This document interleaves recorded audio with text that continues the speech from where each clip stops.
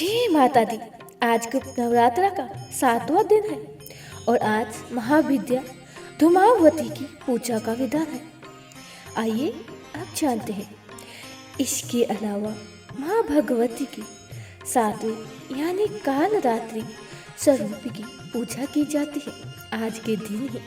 लेकिन महिलाओं को खास तौर पर महाविद्या धूमावती की पूजा करते समय ध्यान रखना चाहिए कि महाविद्या धूमावती को श्रृंगार की सामग्री न अर्पित करें और न ही उनकी प्रकट रूप से पूजा करें, बल्कि मानसिक रूप से ध्यान करते हुए महाविद्या धूमावती की पूजा करें और पूजा में प्रयोग हुई सभी सामग्री जैसे पुष्प, फल, धूप, दीप आदि विसर्जित कर दें। आइए जानते हैं महाविद्या धूमावती के बारे में। कहते हैं कि महाविद्या धूमावती का कोई स्वामी नहीं था, इसीलिए इन्हें विधवा माता भी कहा गया है। माँ धूमावती महाशक्ति स्वयं ही नियंत्रिका है। ऋग्वेद में रात्रि सूक्त में इन्हें सुत्रा कहा गया है, अर्थात यह सुखपूर्वक तारने योग्य है। सृष्टि कला की देवी होने के कारण इन्हें कलह प्रिय भी कहा जाता है। देवी का मुख्य अस्त्र है शुभ, जिसमें ये समस्त विश्व को समेटकर महाप्रलय कर देती है। इन्हें अभाव और संकट को दूर करने वाली महाविद्या कहा गया है। महाविद्या धूमावती की साधना करने से पहले कुछ जरूरी नियमों को जान लेना चाहिए, जैसे सुहागन महिला को इनकी पूजा नहीं करनी चाहिए। जो भी महिलाएं गुप्त नवरात्रि के व्रत रख रही हैं, इन्हें आज के दिन इनका केवल मन में ही ध्यान करें। महाविद्या से क्षमा प्रार्थना कर लेनी चाहिए और अपने घर में सुख शांति की कामना करनी चाहिए। महाविद्या धूमावती के प्राकट्य में 2 कथाएं प्रचलित हैं। पहली कथा के अनुसार जब देवी सती ने पिता के यज्ञ में स्वेच्छा से स्वयं को जलाकर भस्म कर दिया, तो उनके जलते हुए शरीर से जो धुआं निकला उससे महाविद्या धूमावती का जन्म हुआ था। इसीलिए वे हमेशा उदास रहती है। यानी कि महाविद्या धूमावती धुएं के रूप में देवी सती का भौतिक स्वरूप है। देवी सती का जो कुछ भी बचा रह गया था वह उदास धुआं। दूसरी कथा के अनुसार कहा जाता है कि एक बार देवी पार्वती जी को बहुत तेज भूख लगी थी। कुछ नहीं मिलने पर उन्होंने भगवान शिव से भोजन की मांग की। भगवान शिव कुछ समय के लिए उनसे इंतजार करने के लिए कहते रहे, परंतु माता पार्वती की भूख और तेज बढ़ गई। अंत में भूख से व्याकुल माता भगवान शिव को ही निगल गई। भगवान शिव को निगलने के पश्चात माता की देह से धुआं निकलने लगा। तब माता की भूख शांत हुई। इसके बाद भगवान शिव अपनी माया के द्वारा पेट से बाहर आ गए और माता से कहते हैं कि धूम से व्यापक देह होने के कारण आपके इस स्वरूप का नाम धूमावती होगा। यह भी कहा जाता है कि भगवान शिव ने उनसे अनुरोध किया था कि मुझे बाहर निकालो, तब उन्होंने उगल कर उन्हें बाहर निकाल दिया था। निकलने के बाद ही भगवान शिव ने उन्हें श्राप दिया कि आज और अभी से तुम विधवा रूप में ही रहोगी। ये भी कहा जाता है कि जैसे ही देवी पार्वती भगवान शिव को निगल लेती है, उनका स्वरूप एक विधवा जैसा हो जाता है। इसके अलावा भगवान शिव के गले में मौजूदा विष के असर से देवी पार्वती का पूरा शरीर धुएं जैसा हो गया। उनकी पूरी काया श्रृंगार विहीन हो गई।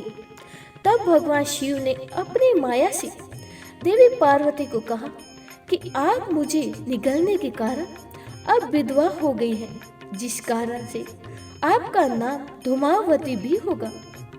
महाविद्या धूमावती का वास्तविक रूप धुएं जैसा है और शरीर स्वरूप से देवी कुरूप उभड़ खाबड़ या बढ़ेगी।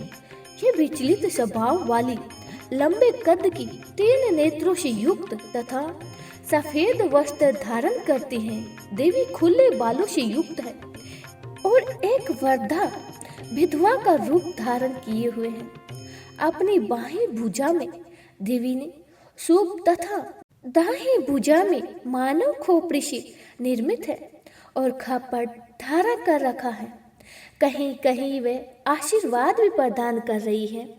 देवी का स्वभाव अत्यंत ही अशिष्ट और देवी सदा ही अतृप्त तथा भूखी प्यासी है। देवी काली वर्ण है कि तथा इन्होंने सर्पों रुद्राक्षों को अपने ही आभूषण स्वरूप धारण कर रखती है। महाविद्या धूमावती भूमि में ही मर्त शरीर से निर्गत श्वेत वस्त्रों को धारण करती है तथा शमशान भूमि में ही निवास करती है। देवी धूमावती समाज से बहिष्कृत है। देवी कोवों द्वारा खींचते हुए रथ पर आरूढ़ रहती है। देवी का संबंध पूर्वत श्वेत वस्तुओं से ही है तथा लाल वर्ण से संबंधित वस्तुओं का पुनः त्याग कर देती है। महाधूमावती की पूजा किसी भी प्रकार की विपत्ति से छुटकारा पाने, रोग नाश करने और युद्ध में विजय प्राप्त करने के लिए है की जाती है। वे इनकी पूजा करने से मनुष्य के सभी संकट दूर हो जाते हैं। अगर उन्हें किसी भी चीज का अनुभव है तो वह है अभाव। अभाव भी महाविद्या धूमावती की कृपा से दूर हो जाता है। महाविद्या धूमावती की साधना करने के बाद बची हुई सभी पूजा सामग्री को आप उसी दिन शाम की पूजा करने के बाद विसर्जित कर दे और महाविद्या को अपने जो भी भोग अर्पित किया है, जैसे कि मौसमी फल या मिठाई, पतासे या फिर मिश्री, उसे भी आप गौ माता को खिला दें। बची हुई जो भी पूजन सामग्री है जैसे पुष्प, अक्षत आदि, उनका विसर्जन आप बहते जल में कर सकते हैं या पीपल की पेड़ के नीचे गड्ढा खोदकर दबा सकते हैं। ये तो थी महाविद्या धूमावती की पूजा विधि और कथा की जानकारी। अब जानिए 7वें दिन पूजी जाने वाली माँ कालरात्रि की कथा और पूजा विधि के बारे में भी। और माँ कालरात्रि का यह स्वरूप अत्यंत ही भयानक है और अपने भक्तों की रक्षा करने के लिए माँ कालरात्रि सदैव ही तत्पर रहती है। इसीलिए उन्हें शुभकरणी भी कहा जाता है। प्रिय भक्तों, अब आप सुनोगे माँ कालरात्रि की संपूर्ण कथा। माँ कालरात्रि की 4 भुजाएं हैं। ऊपर की दाहिनी भुजा में माँ भक्तों को वर प्रदान करती हैं। निचली दाहिनी भुजा में अभय देती हैं, जबकि बाईं भुजा में माँ खड़ग और कटीला मुशल धारण करती हैं। माँ कालरात्रि के केस खुले हुए हैं और गले में बिजली की माला शोभा पा रही है।